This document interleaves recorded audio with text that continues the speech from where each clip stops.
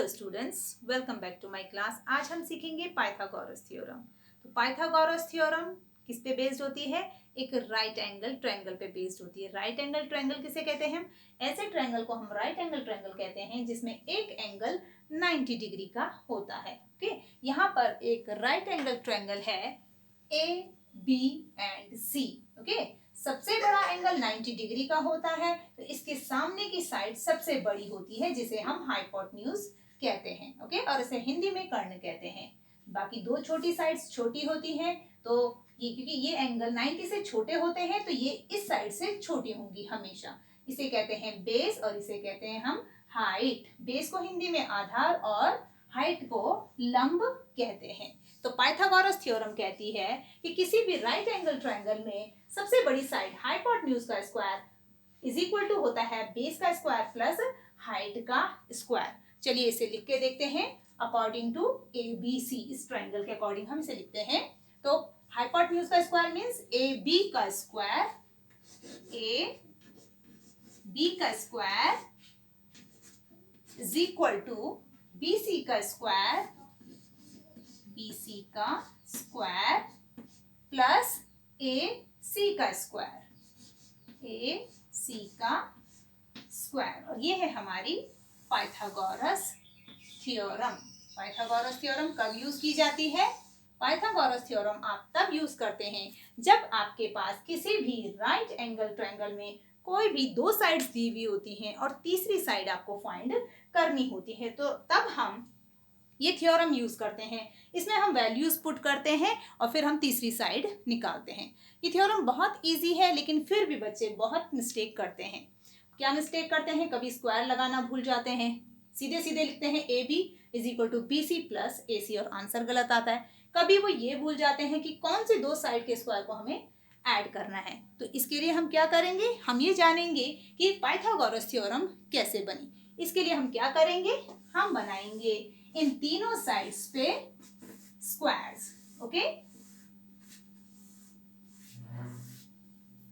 तो A B side अगर हम मान लेते हैं कि ये 5 सेंटीमीटर है, ओके, और ये है 3 सेंटीमीटर और ये है 4 सेंटीमीटर। ओके, तो ये जो नंबर्स मैंने लिए हैं इन्हें पाइथागोरियन ट्रिपल्स कहते हैं। इस पर हम वीडियो बाद में बनाएंगे कि क्या होते हैं। ओके, तो ये तीनों नंबर इस थ्योरम को प्रूव करेंगे। ओके, सारे नंबर नहीं कर सकते।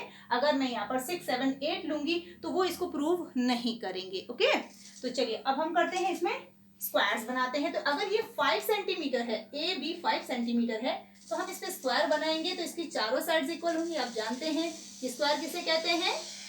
स्क्वायर हम ऐसे शेप को कहते हैं जिसकी चारों साइड्स इक्वल होती हैं। अगर ये 5 सेंटीमीटर है तो ये भी 5 होगी, ये भी 5 होगी और ये भी 5 होगी। ओके, अब हम बनाएंगे इस साइड पे एक स्क्वायर। ये 4 सेंटीमीटर की है तो ये भी 4 होगी, ये भी 4 होगी और ये भी 4 होगी। हम लिख लेते हैं 4, 4 एंड 4 सेंटीमीटर। अब हम बनाते हैं इस पर, ये 3 सेंटीमीटर की है तो ये बन गया स्क्वायर 3 सेंटीमीटर का। ओके, अब यहाँ पर हम लिख लेते हैं ये 3 सेंटीमीटर, ये भी 3 सेंटीमीटर और ये भी 3 सेंटीमीटर। अब हम क्या करेंगे? हम इन तीनों स्क्वायर्स के एरियाज को फाइंड करेंगे। आप जानते हैं कि स्क्वायर का एरिया क्या होता है।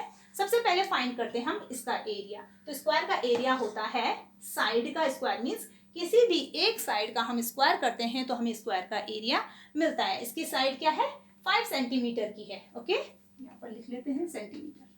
तो 5 सेंटीमीटर की इसकी साइड है तो इसका एरिया होगा इसकी साइड का स्क्वायर, मींस 5 का स्क्वायर। और ये कितना आता है? 5 5 25 सेंटीमीटर स्क्वायर। ओके, इसके बाद हम फाइंड करेंगे इस स्क्वायर का एरिया। ओके, तो इस स्क्वायर का एरिया क्या होगा? इसकी साइड का स्क्वायर। इसकी साइड है 3 सेंटीमीटर तो हम लिखेंगे 3 का स्क्वायर, और 3 का स्क्वायर होता है 9, तो 9 सेंटीमीटर स्क्वायर। इसके बाद हम करेंगे इस तीसरे स्क्वायर का। इसकी साइड है 4 सेंटीमीटर तो हम लिखेंगे इसे 4 स्क्वायर। ओके, तो 4 का स्क्वायर क्या होता है 16 सेंटीमीटर स्क्वायर। ओके, तो आप देखेंगे कि यहाँ पर हमने निकाला सबसे बड़े का स्क्वायर, फिर दो छोटे स्क्वायर्स का स्क्वायर एरिया निकाला हमने। ओके, तो आप ध्यान से देखेंगे तो जब हम इन दोनों एरियाज को ऐड करते हैं, चलिए इसे ऐड करते हैं, तो 16 प्लस 9 इज इक्वल टू क्या होता है 25 सेंटीमीटर स्क्वायर। और ये जो इनका सम आया है ये हमारा है इस बड़े स्क्वायर का एरिया। मींस ये दोनों के दोनों यहाँ पर इक्वल है। 25 centimetre square is equal to 25 centimetre square. Okay, तो ये जो 9 सेंटीमीटर स्क्वायर था वो इसका एरिया था और ये 16 सेंटीमीटर स्क्वायर इसका एरिया था। इन दोनों को ऐड करने पर आया इसका एरिया। मींस हम यहाँ पर क्या करेंगे, इनको ऐड करेंगे और ये हो जाएगा इसके इक्वल। ओके, अब हम क्या करेंगे कि इनको ट्रायंगल के बेसिस पर लिखेंगे। आप देखेंगे यहाँ पे 5 स्क्वायर है जो कि इसका एरिया है, लेकिन यहाँ पर ये जो 5 है अगर हम इसे ट्रायंगल में ढूंढे तो 5 क्या है, इस ट्रायंगल की ये जो साइड है A और B है, तो हम 5 की जगह क्या लिखेंगे A और B लिखेंगे। A B और A B का स्क्वायर लगा है तो इस पे भी स्क्वायर लगा देंगे, फिर इक्वल टू का साइन, उसके बाद है 3 का स्क्वायर। 3 ट्रायंगल में क्या है, ट्रायंगल में 3 है B और C, तो हम लिख देते हैं 3 की जगह BC और 3 का स्क्वायर है तो BC का स्क्वायर हो जाएगा, फिर प्लस का साइन, उसके बाद हम लिखेंगे 4। तो 4 क्या था ट्रायंगल में A और C साइड है तो हम 4 की जगह लिख लेते हैं AC।